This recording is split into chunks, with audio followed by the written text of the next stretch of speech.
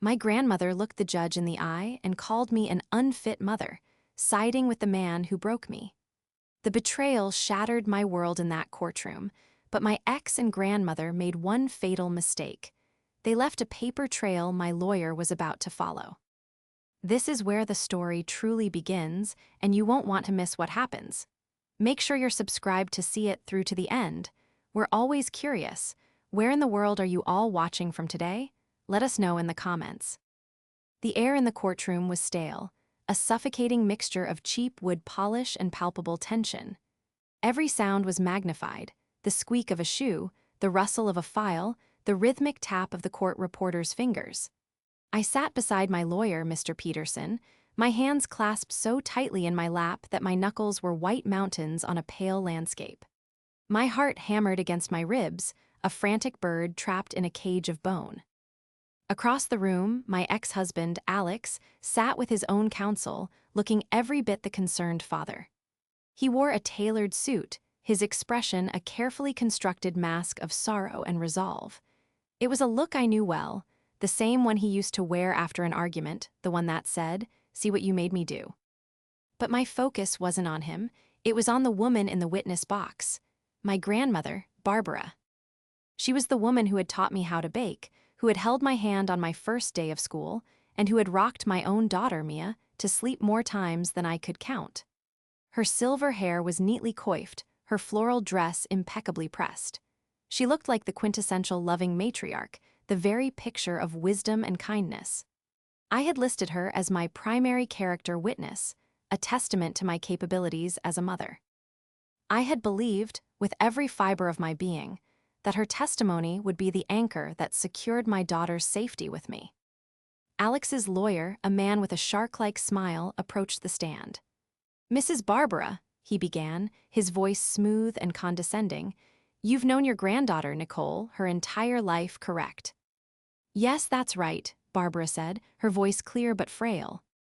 "And you've spent a significant amount of time with your great-granddaughter, Mia." "Oh, yes. She's my everything," she said, glancing at me. For a fleeting second, I saw a flicker of something in her eyes, guilt perhaps, or was it pity? I couldn't be sure. I offered her a small, trembling smile, trying to send a wave of reassurance. The lawyer paced slowly. "In your observation, how would you describe Nicole's parenting style since her separation from Mr. Alex?" I leaned forward, expecting to hear her praise my dedication, my late nights working as a pediatric nurse to provide for Mia, the gentle way I handled her tantrums, the endless storybooks we read. I expected her to be my champion. Barbara took a deep breath. "Well," she started, her voice wavering just enough to sound sincere, "Nicole has been under a lot of stress." A knot of unease tightened in my stomach. That wasn't the glowing endorsement we had prepared. The lawyer seized on it. "Stress, can you elaborate on that?" She fidgeted with the hem of her cardigan. "She's emotional, very emotional. Her moods are all over the place. One minute she's fine, the next she's crying or shouting. It's not a stable environment for a little girl." A collective murmur rippled through the small gallery. Mr. Peterson placed a restraining hand on my arm. My jaw went slack. This was a distortion, a grotesque caricature of the truth. I was emotional because I was fighting for my child against an abusive man. I was stressed because the weight of the world was on my shoulders. "And have you witnessed this instability firsthand?" the lawyer pressed. "Many times," Barbara said, her gaze now fixed on the judge. "She gets overwhelmed so easily. She can barely manage the household chores. The house is often a mess. She forgets things, important things, like appointments. I worry that she isn't capable of providing the structure a child needs." Each word was a physical blow. The air rushed from my lungs. This was Alex's narrative, the same poison he had whispered in my ear for years. "You're too sensitive. You're incompetent. You can't handle anything without me." To hear those same words, twisted and repackaged, coming from my own grandmother's mouth was a surreal nightmare. The lawyer moved in for the kill. "Mrs. Barbara, in your honest opinion, based on everything you have witnessed, do you believe Nicole is currently an unfit mother?" The room fell silent.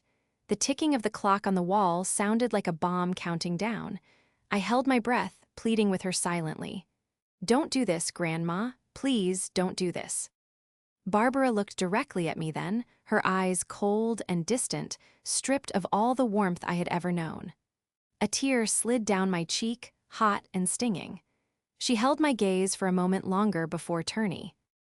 "NG to the judge." "Yes," she said, her voice firm, unwavering. "I do." A strangled gasp escaped my lips. It felt as if the floor had dropped out from beneath me, plunging me into a cold, dark abyss. The betrayal was so absolute, so complete, that it eclipsed every other pain I had ever felt. It was a dagger not just in my back, but twisted in my heart by the hand I trusted most in the world. Across the room, a small, triumphant smirk played on Alex's lips. He had won. He had taken the one person I thought was untouchable, the one pillar of love and support in my life, and he had turned her into a weapon against me. Mr. Peterson's hand tightened on my arm, trying to ground me, but I was already adrift in a sea of shock and grief. The legal battle was suddenly secondary. My world had been fractured, my past rewritten, my faith in family utterly annihilated. The betrayal was worse than the abuse itself. The judge called for a brief recess. The sharp rap of the gavel was a distant sound, barely penetrating the roaring in my ears. Mr. Peterson guided me out of the courtroom and into a small, sterile conference room. He closed the door, shutting out the murmurs and curious stares, and led me to a chair. I sank into it, my body feeling heavy and disconnected, as if it belonged to someone else. "Nicole," he said, his voice gentle but firm, "breathe." I hadn't realized I was holding my breath until I let it out in a shuddering sob. The tears I had been fighting back now came freely, hot and relentless. I buried my face in my hands, the image of my grandmother's cold, resolute face burned into my mind. "I don't understand," I choked out between sobs. "How could she? Why would she do that?" Mr. Peterson pulled a chair up to face me, his expression a mixture of professional calm and genuine concern. "I don't know yet," he admitted, "but we are going to find out what she set up there. Does any of it have a basis in reality? The mess, the missed appointments." I shook my head vehemently, wiping at my tears with the back of my hand. "No, I mean, yes, the house isn't always perfect. I'm a single mother and a full-time nurse. But it's clean, it's safe. Mia has never missed a doctor's appointment in her life. I handle everything. Barbara knows that. She's seen it." The memory of just 2 weeks ago surfaced, sharp and cruel. I had been sitting at my grandmother's kitchen table, a cup of chamomile tea warming my hands. Mia was on the floor, coloring contentedly in a book Barbara had bought her.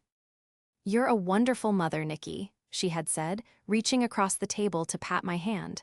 Her touch had been warm, her smile genuine. "You are so strong. Don't you let that man make you think otherwise. You and Mia are going to be just fine." I had clung to those words like a life raft. They were my proof, my validation. How could the woman who said that to me just days ago stand up in court and methodically dismantle my character? I recounted the conversation to Mr. Peterson, my voice thick with confusion and pain.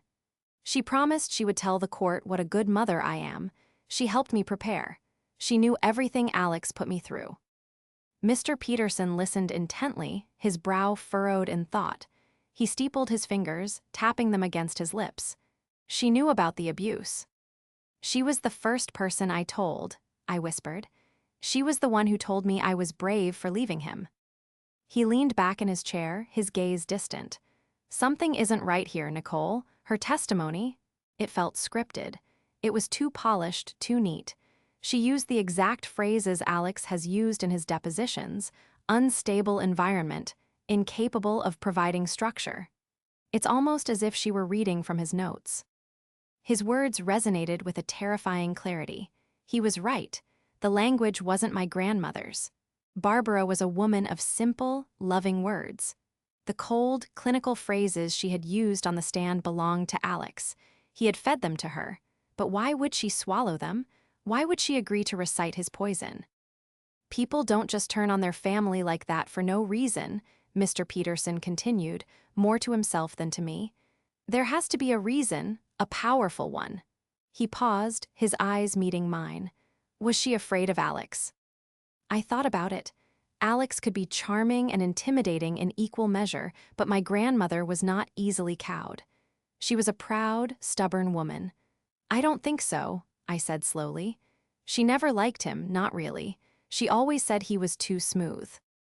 Then what else is there? He mused. He stood up and began to pace the small room. Leverage, he has some kind of leverage over her. The idea seemed preposterous. What could a man like Alex possibly hold over my sweet, unassuming grandmother?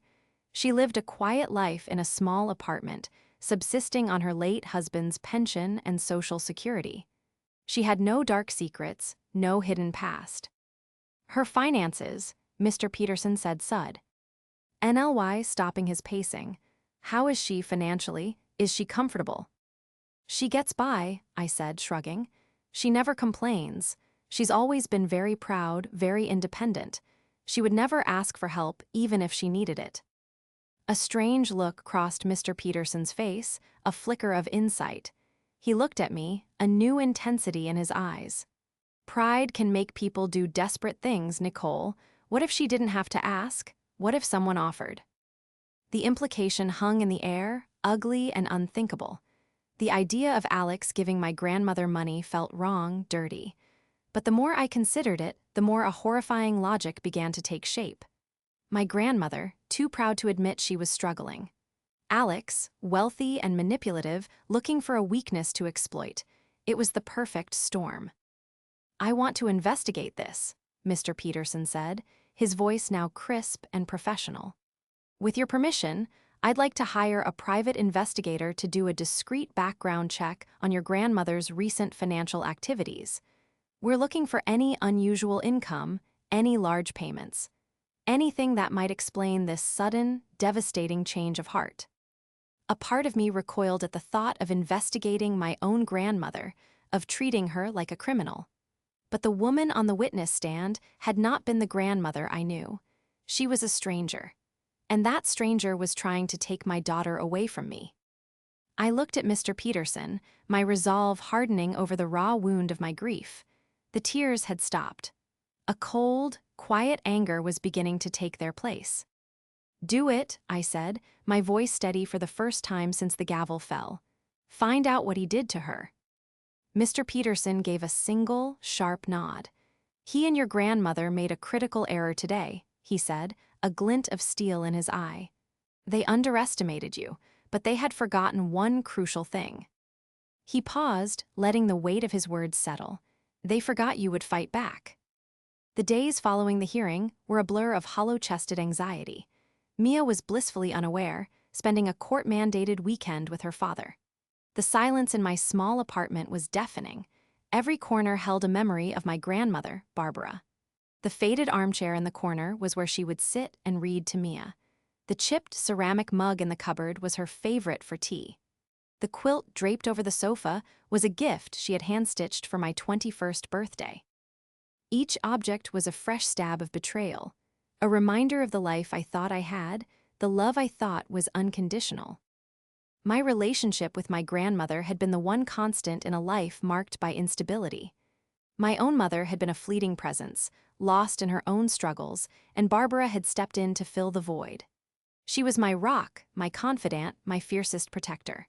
When I scraped my knee, she was there with a bandage and a cookie. When I had my heart broken for the first time, she was there with a hug and a pint of ice cream. And when I brought my newborn daughter home from the hospital, exhausted and terrified, she was there with a home-cooked meal and the calm assurance that I could do this. That was why her betrayal cut so deeply. It wasn't just a lie in a courtroom. It was the erasure of my entire history, the poisoning of my most cherished memories. Alex had engineered this with surgical precision. He knew exactly who to target. Throughout our marriage, he had worked tirelessly to isolate me, a slow, insidious campaign waged with whispers and suggestions. He'd criticize my friends until I stopped seeing them.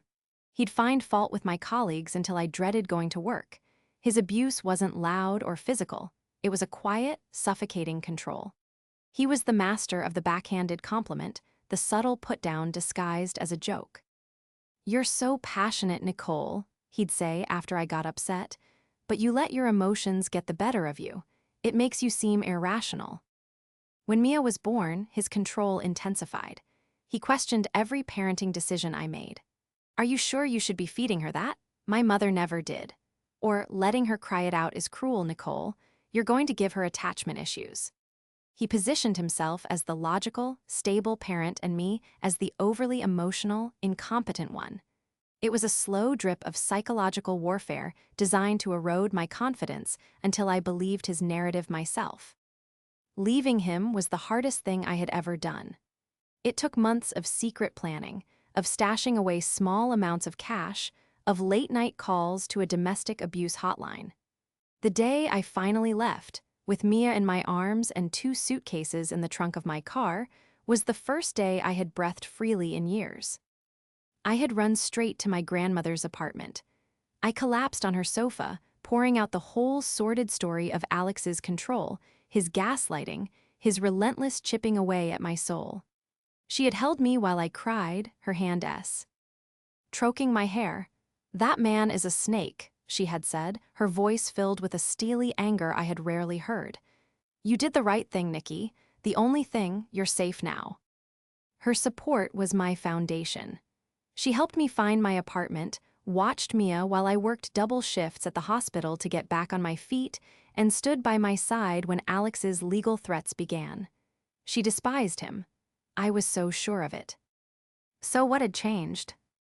Alex had a way of presenting himself to the world that was entirely at odds with the man he was in private. To outsiders, he was a charismatic, successful real estate agent. He was charming, articulate, and always impeccably dressed. He donated to local charities, coached a children's soccer team, and always remembered people's names. This public persona was his greatest weapon. It made my claims of emotional abuse seem like the hysterical ramblings of a bitter ex-wife. He was banking on the court seeing the man everyone else saw, not the monster I knew. And now he had recruited my grandmother to validate his public image. Her presence on his side was a masterstroke of manipulation. Who would a judge believe? A successful, calm, community-minded man supported by his ex-wife's own grandmother, or the emotional, unstable, single mother? The thought that kept circling in my mind was how he had even approached her. I couldn't imagine the conversation. Did he show up at her door with a practiced, sorrowful look on his face? Did he spin a tale of my supposed instability, preying on her fears for her great-granddaughter's well-being? He must have painted a picture so convincing, so dire, that she felt she had no choice. But even then, it didn't fully explain the coldness in her eyes. It didn't explain the verbatim recitation of his cruelest insults. Fear or concern might have led her to express worried confusion on the stand. It wouldn't have led her to become an executioner. No, there was something else at play, something that had bought her loyalty completely. Mr. Peterson's theory about money echoed in the silent apartment. It was the only thing that made a terrible kind of sense. The only thing powerful enough to make my loving grandmother look me in the eye and declare me a monster. A week crawled by, each day a new exercise in managing a quiet panic. I threw myself into my work at the hospital, the predictable rhythm of shifts and patient care a welcome distraction. Tending to sick children grounded me, reminding me what was at stake. Mia was my world, and the thought of Alex getting full custody of him raising her, twisting her mind the way he had tried to twist mine, was a fire in my veins. The grief of my grandmother's betrayal began to cool, hardening into a steely resolve. I would not let them win. Mr. Peterson called on a rainy Thursday afternoon. "I have an update," he said, his voice level, "but I think it's best we discuss it in person." My stomach clenched. "Is it bad news?" "It's illuminating news," he replied. "Can you come to my office tomorrow morning?" The next 24 hours were agonizing. I barely slept, my mind racing through 1,000 terrible possibilities. Had they found nothing? Was my grandmother's betrayal simply a cruel, inexplicable change of heart? That, in a way, would be the worst outcome. A mystery without a motive, a wound without a cause. I sat across from Mr. Peterson in his book-lined office, clutching a cup of coffee he'd offered me. He slid a thin file across the polished mahogany desk. "The investigator we hired is very good," he began. "His name is Frank, a retired police detective. He knows how to be discreet. He started with a general overview of your grandmother's financial situation. As you said, she lives on a fixed income. Pension, Social Security. It's enough to live on, but there's not much room for error." He opened the file. Inside was a printout of a spreadsheet. Frank pulled her public records, starting with property. He found that her landlord filed an eviction notice with the county court 3 months ago. She was 4 months behind on her rent. I stared at the document, my breath catching in my throat. 4 months. She had been on the verge of being homeless and had said nothing, not a word. The shame and hurt were immediate. Why wouldn't she tell me? I would have helped her in a heartbeat, no matter how much I had to scrimp and save. "Why didn't she say anything?" I whispered, tracing the stark legal text with my finger. "Pride is a powerful thing," Mr. Peterson said gently. "Sometimes, for people of her generation, admitting financial trouble feels like a profound failure. She probably didn't want to be a burden to you, especially while you were going through so much." He was right. That was Barbara to a T, fiercely independent, stubbornly proud. And Alex, with his predatory instincts, must have sensed that vulnerability. "The eviction proceeding was suddenly dropped 2 months ago," Mr. Peterson continued, pointing to another line. "The case was dismissed, all back rent paid in full." "By who?" I asked, though I already knew the answer. Mr. Peterson turned the page. It was a copy of a bank statement. Not Barbara S., but a corporate account for a business I had never heard of. Oakwood Property Solutions, LLC. "Alex is a real estate agent," my lawyer explained. "It's common for agents to set up LLCs for their commissions or property management ventures. Frank did some digging. Alex is the sole proprietor of this one."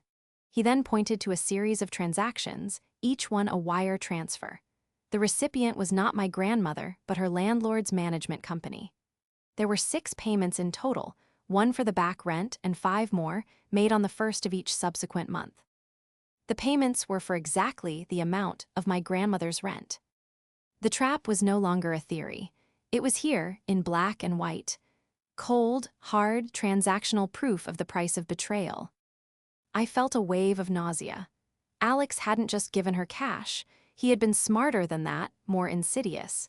He'd created a direct dependency, solving her biggest problem and making himself her silent benefactor. He owned her. Each month that the rent was paid was another link in the chain that bound her to him. "This is witness tampering, Nicole," Mr. Peterson said, his voice grim. "It's perjury, it's conspiracy. This is more than enough to discredit her testimony completely, and it puts Alex in serious legal jeopardy." For a moment, I felt a surge of triumph. We had him. We had them both, but it was quickly followed by a profound sadness. This evidence, this key to my freedom, was also the final confirmation of my grandmother's treachery. There was no misunderstanding, no subtle manipulation I couldn't see. She had made a calculated choice. She had sold her loyalty, her integrity, and her relationship with me for the price of her rent. "What do we do now?" I asked, my voice barely a whisper. "Now we wait," Mr. Peterson said, closing the file. "The final custody hearing is in 2 weeks. Alex and your grandmother think they have won. They think you are broken. We will let them believe that. We will not show our hand until the perfect moment." He leaned forward, his expression resolute. "On that day, I will call Barbara back to the stand, and I will ask her under oath where she got the money to pay her rent. They set a trap for you, Nicole. Now we're going to watch them walk into ours." The 2 weeks leading up to the final hearing were the longest of my life. Living with the secret knowledge of the conspiracy was a heavy burden. Every time I looked at Mia, happily playing with her dolls, a fresh wave of protective anger washed over me. This wasn't just about me anymore. It was about ensuring she would grow up free from the toxic influence of a man like her father and the grandmother who had enabled him.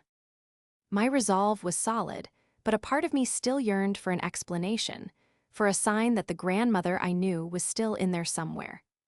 Against Mr. Peterson's advice to maintain complete silence, I found myself dialing her number one evening. My hand trembled as the phone rang, each ring echoing in the hollow space in my chest. She answered on the fourth ring. "Hello," her voice was cautious, strained. "Grandma, it's me, Nicole." There was a long pause on the other end of the line. I could hear the faint sound of a television in the background. "What do you want, Nicole?" she asked, her tone flat and cold. It was the voice of a stranger. I just wanted to understand," I said, my voice cracking. Why would you say those things?" "I said what I had to say," she replied curtly. "I said what was true. You're not thinking clearly, and Mia deserves a stable home." The words were so practiced, so devoid of real emotion, that I could almost picture Alex standing over her shoulder, feeding her the lines. "A stable home with him?" I shot back, my own anger flaring. "The man who told me I was worthless every single day for 5 years, you know what he's like." "He's changed," she insisted, though her voice lacked conviction. "He's a good provider. He's sorry for his mistakes. He just wants what's best for his daughter." His daughter, not our daughter. The possessive language was another one of Alex's calling cards. "He's paying your rent, isn't he?" The words slipped out before I could stop them. I hadn't planned to reveal what I knew, but her cold denial had broken through my composure. The silence on the other end of the line was absolute. It stretched for what felt like an eternity. I had expected a gasp, a denial, an angry retort. Instead, there was nothing but dead air. That silence was more damning than any confession. When she finally spoke, her voice was a venomous whisper. "You are a selfish, ungrateful girl," she hissed. "You have no idea what you're talking about. Don't you ever call me again."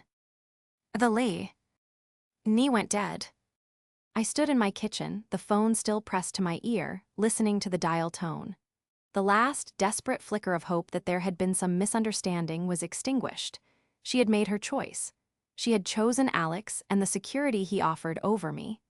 The conversation, as painful as it was, served a purpose. It erased any lingering doubt, any temptation I might have had to feel pity for her when she was on the stand. She was not a victim. She was a co-conspirator. The next day, Mr. Peterson received another update from Frank, the investigator. This piece of information was smaller, but it painted an even clearer picture of Alex's methods. He had found records of a high-interest payday loan Barbara had taken out 7 months ago. She had defaulted on it, and a collection agency had begun calling her relentlessly. The calls had stopped exactly 6 months ago, the same time Alex's payments to her landlord began. It was all there. The desperation, the pressure, the shame. Alex hadn't just stumbled upon an opportunity, he had likely been watching, waiting for the perfect moment to strike.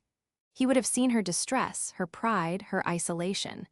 He wouldn't have offered help like a friend or family member. He would have presented it as a business transaction, a solution to her problems that came with one simple condition: her loyalty. He would have framed it as an act of concern for Mia, convincing Barbara that by helping him, she was truly helping her great-granddaughter. "This is his pattern," I told Mr. Peterson, piecing it all together. "He finds your weakness, the one thing you're most ashamed of, and he uses it to control you. For me, it was my fear of being a failure. For her, it was her fear of losing her independence." Mr. Peterson nodded grimly. "And we will use that very pattern to expose him." As the court date loomed, I focused on Mia. We baked cookies, we built pillow forts, we read stacks of books from the library. I poured every ounce of my love and attention into her, creating a bubble of warmth and normalcy in the midst of the storm. Looking at her innocent, trusting face, I knew I could face whatever was coming. Alex and my grandmother had tried to define me as an unfit mother, but in that courtroom, I wasn't just going to prove them wrong. I was going to show my daughter what it looks like when a woman stands up and reclaims her own story. The night before the final hearing felt like the calm before a hurricane. Mia was asleep in her room, her small chest rising and falling in a steady rhythm. I sat at my small dining table, the file Mr. Peterson had given me open before me. It contained copies of the bank statements, the eviction notice, the loan default record. It was a dossier of deceit, a paper trail leading directly to the heart of the conspiracy. Staring at the cold, hard facts, a wave of grief washed over me again, this time deeper and more complex. This wasn't just about Alex's evil, it was about my grandmother's weakness. I pictured her alone in her apartment, the phone ringing with calls from debt collectors, the threatening letters piling up by the door. I imagined her fear, her shame, the crushing weight of her secret.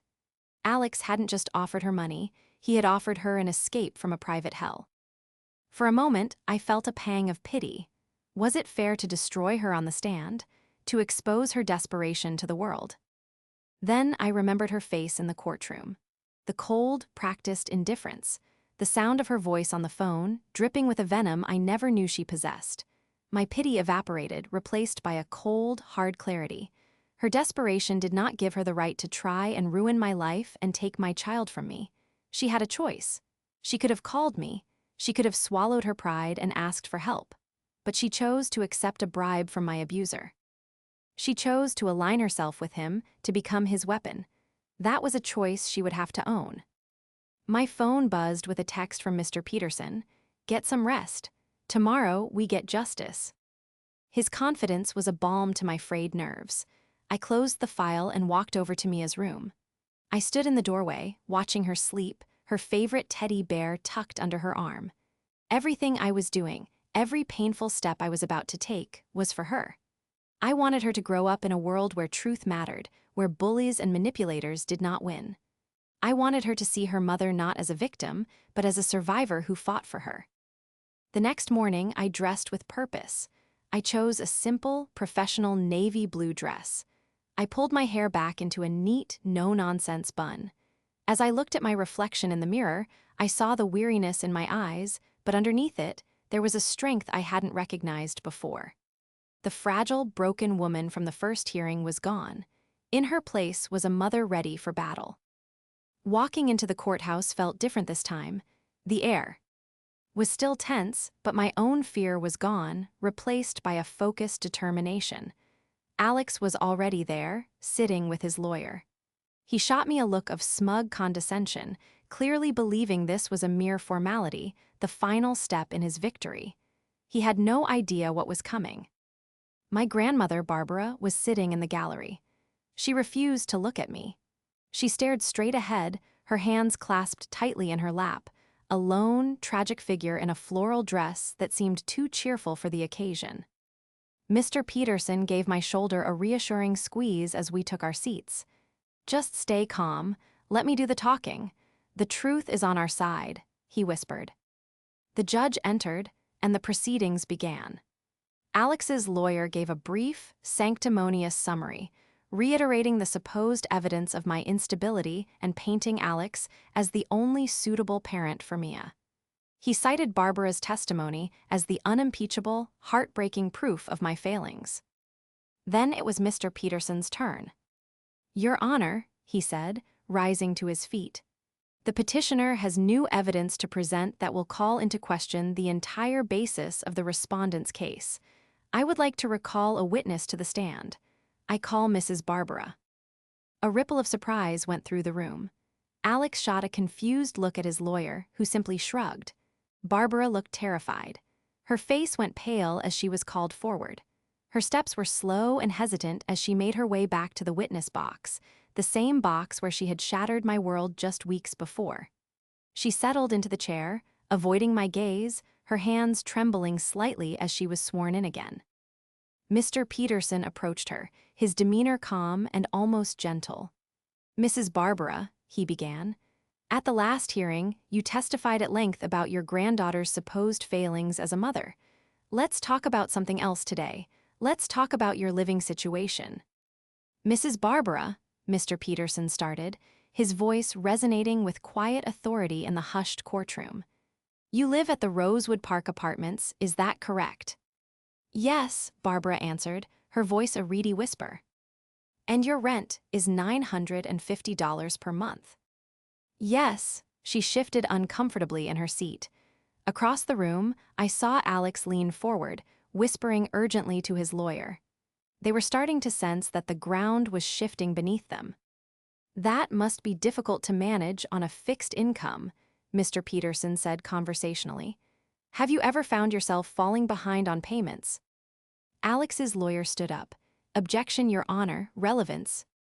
I am establishing a line of questioning that goes directly to the credibility of this witness, Your Honor, Mr. Peterson countered smoothly.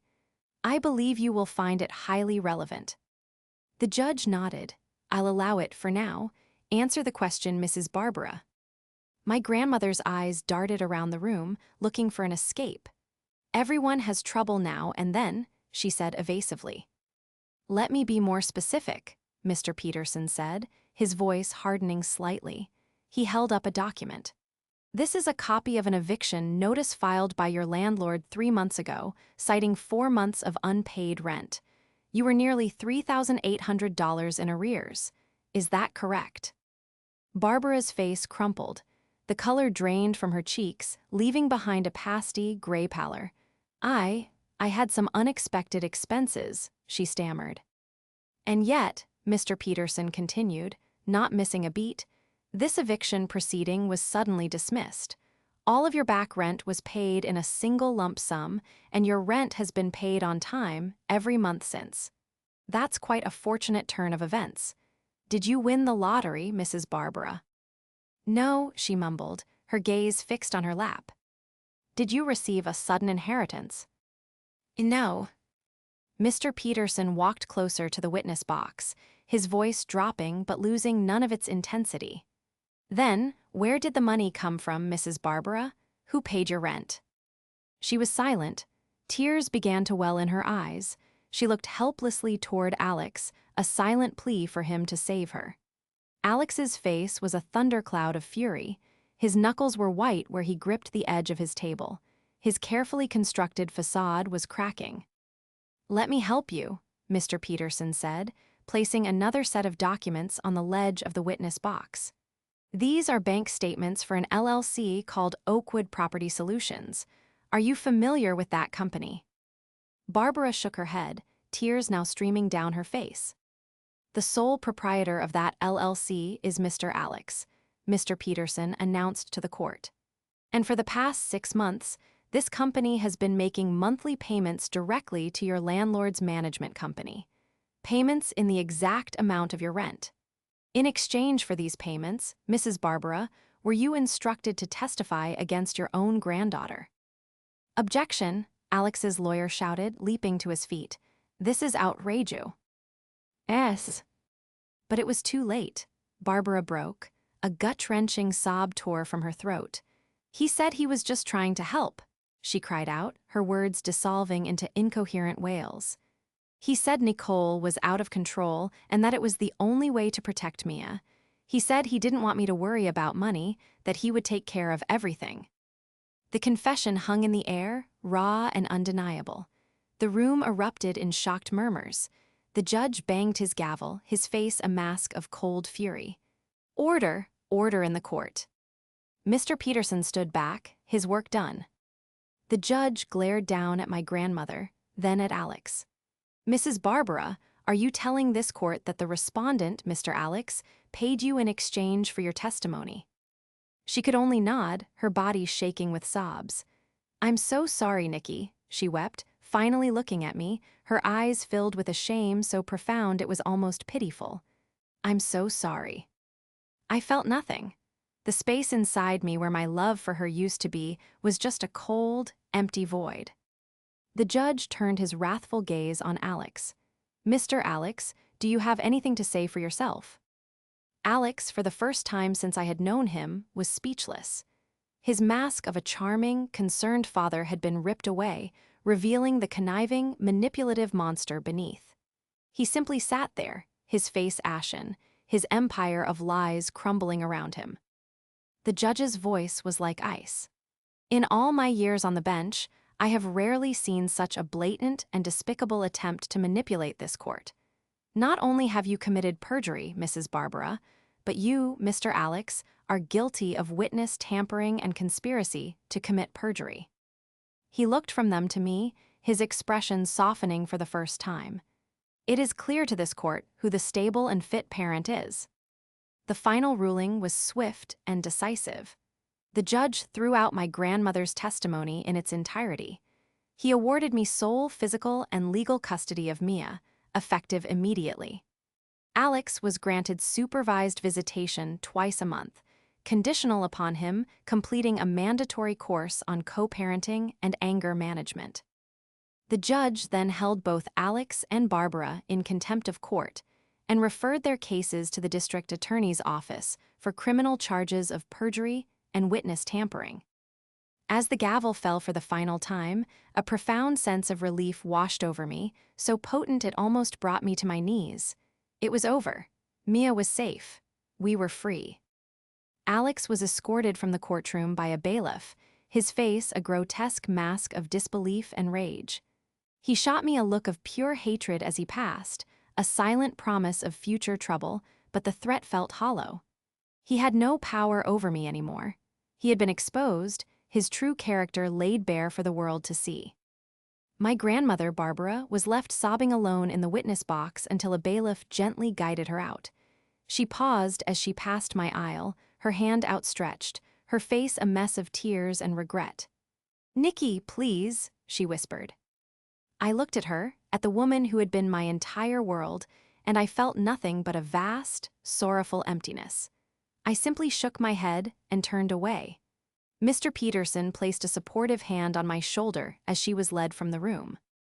The days that followed were about building a new beginning. I called Mia's school and daycare, informing them that Alex was no longer permitted to pick her up. I had the locks on my apartment changed. Each small action was a brick in the new wall of safety I was building around my daughter and myself. About a week later, I agreed to meet Barbara one last time. We met at a neutral location, a small, quiet park halfway between our homes. She looked older, smaller, as if the weight of her deceit had physically diminished her. She tried to explain, her words tumbling out in a rush of excuses about her fear, her pride, her financial desperation. She told me how skillfully Alex had manipulated her, framing his bribe as a noble act to save his daughter from an unstable mother. "I know it was wrong, Nikki," she said, her eyes pleading. "But I was so scared, I didn't know what else to do." I listened quietly, without interruption. When she was finished, I took a deep breath. "I understand being scared, Grandma," I said, my voice calm and even. "I don't understand the choice you made. You could have come to me. We're family. We would have figured it out. Instead, you allied yourself with my abuser. You took his money and you stood up in a court of law and tried to destroy me. You tried to take my child." A tear traced a path down my cheek, but it was not a tear of sadness. It was a tear of finality. "I can't have that in Mia's life," I continued. "I can't have someone who is capable of that kind of betrayal around my daughter. I have to protect her." The unspoken words hung between us. "I have to protect her from you." Her face fell, the last glimmer of hope in her eyes dying out. She finally understood. There was no going back. "I love you, Nikki," she whispered, her voice breaking. "I know," I said softly. "That's the part that hurts the most." I stood up and walked away without looking back, leaving her alone on the park bench. It was the hardest thing I had ever done, an amputation of a part of my own heart, but I knew it was necessary. Months later, life has found a new, peaceful rhythm. The legal fallout for Alex and Barbara was significant. They both avoided jail time but were given hefty fines and long terms of probation. Alex's real estate license was suspended, and his reputation was left in tatters. My apartment is no longer silent. It is filled with Mia's laughter. We have movie nights and dance parties in the living room. I am healing, slowly but surely. Sometimes, a memory of my grandmother will surface, and a pang of the old grief will hit me. But then I look at Mia, her bright, happy face free from the shadow of her father's control, and I know I made the right choice. We are a small family, just the two of us, but we are strong. We are survivors. And for the first time in a very long time, we are at peace.